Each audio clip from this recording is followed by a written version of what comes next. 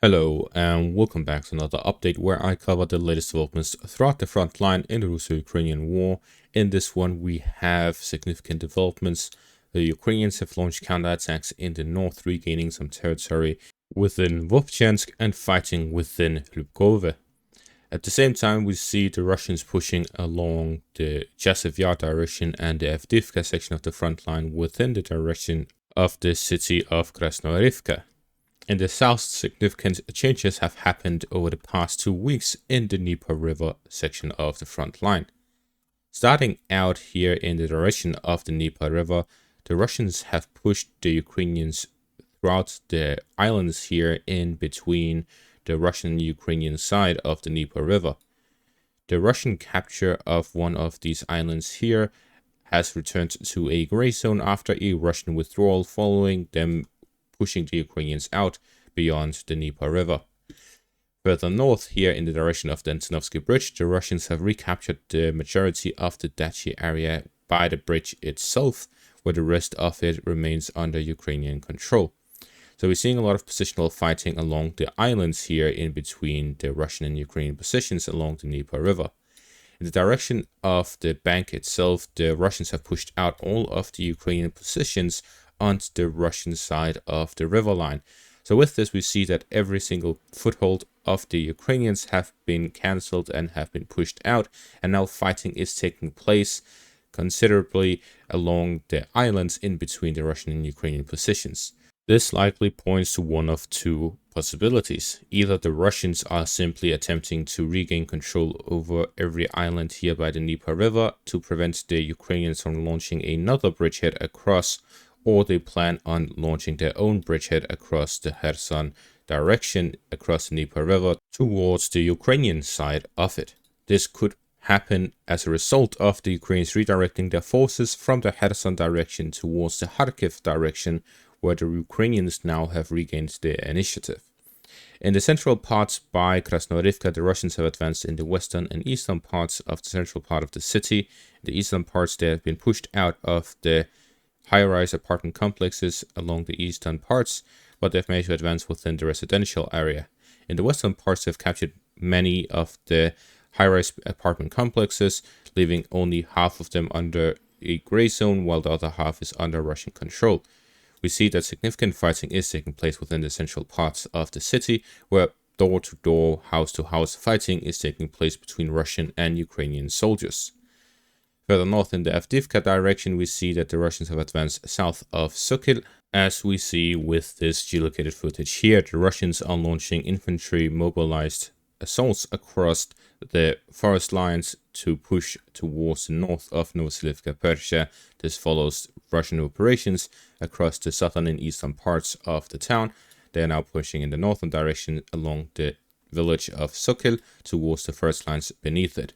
Moving on further north in the direction of Bakhmut, we see that the Russians have attacked in the direction of the north of the Chasiv Yar micro-district, and the Ukrainians have recaptured Kalinia, leaving the Russians with a small foothold on the outskirts of it, but the majority being under Ukrainian control. This shows that the Russian incursion across the Chasiv Yar canal was cancelled and pushed back as the Russians occupied the trenches, but were then counterattacked by the Ukrainians and pushed back, and the Ukrainians launched a larger counterattack to recapture the entirety of Kalinia to prevent the Russians from occupying these trenches across the canal. At the same time, the Russians are pushing along the rail lines, where they're also looking to gain or reach the canal line here along the railways and flank the Chasiv Yar micro-district from the north. Heavy fighting takes place as the Ukrainians are not giving up these positions and are fighting heavily over them. As I mentioned, Chasiv Yar is an extremely important city in this section of the front line. The Russian capture of Chasiv Yar would completely change the dynamic of the entirety of the Slovyansk-Konstantinivka line and the Siversk direction. This would be a huge issue for the Ukrainians in this section of the front line, but they are able to successfully defend the town of Kalinia and hold the canal line so far, with no Russian strong presence across the western bank. Further north here by the Serebrenki forest area, the Ukrainians have recaptured some of these fortified positions along the forest areas where they are launching incursions into the Russian-controlled parts of it, with heavy positional fighting taking place in the Serebrenki forest area. This advance is a result of many weeks of fighting. Further north here in the direction of the Kharkiv offensive, we see 3 territorial changes. Starting out in Vovchansk, we see that the Ukrainians have made a significant advance within the northern part of the town. While at the same time, the Russians are still present in the southern parts of the northern part. This is shown with this geolocated footage of Russian troops within the aggregate plant here in the northern parts of the town, in the southern parts of it, and the geolocated footage here of Ukrainian soldiers at the very northern parts, where they are launching a flanking maneuver. They're launching a significant push along the high-rise apartment complexes towards the Russian positions to cut off their supplies and cut off the Russian troops within the northern parts of Vovchansk. This operation has seen much success so far, where they've managed to recapture parts of the aggregate plant, move towards and recapture the park here in the central parts of it, moved further along the high-rise apartment complexes where some are contested and some are under Ukrainian control, to then push along, capturing the majority of them further north and capturing this open field area here, where the furthest reach of geolocated footage shows Ukrainian positions here in the northern parts. Positional fighting is taking place and street fighting is taking place between Russian and Ukrainian soldiers. The Ukrainians are here attempting to completely cut off the Russian soldiers in the northern parts of Vovchansk along the central parts of it, leaving the northern parts under Russian control, but capturing the majority of the crossings, allowing the Ukrainians to safely cross over and strengthening their positions in the northern parts.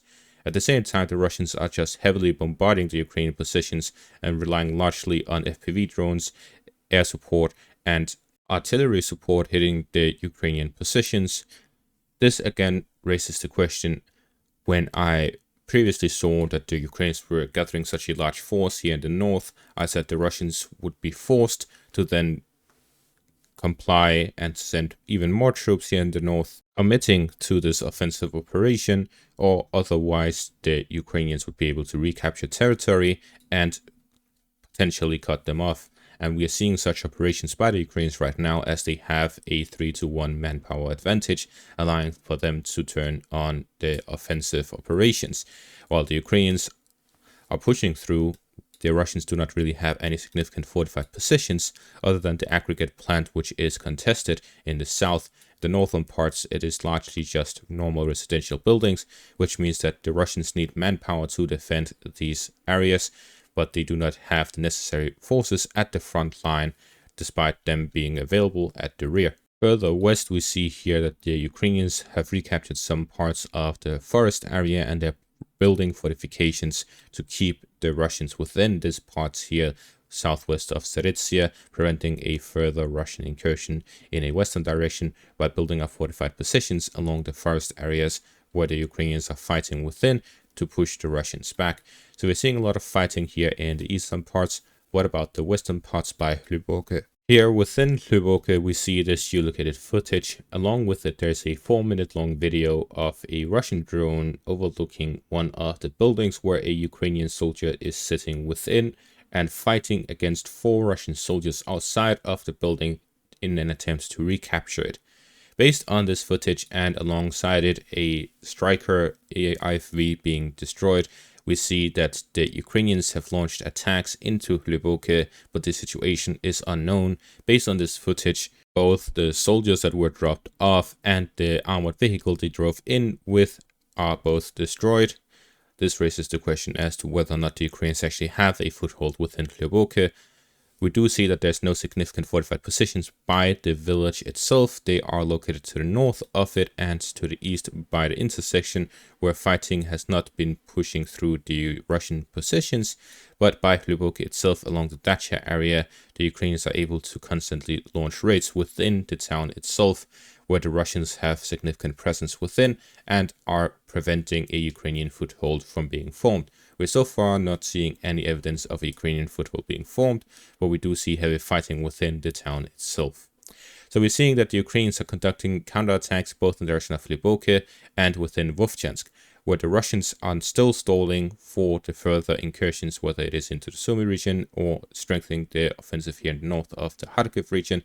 We do not know. They are simply just sitting in the Russian territory now. And that is all for this update. Thank you all for watching. Make sure to leave a like, subscribe, and check out my Patreon for additional content. Thank you all for watching and have a great day.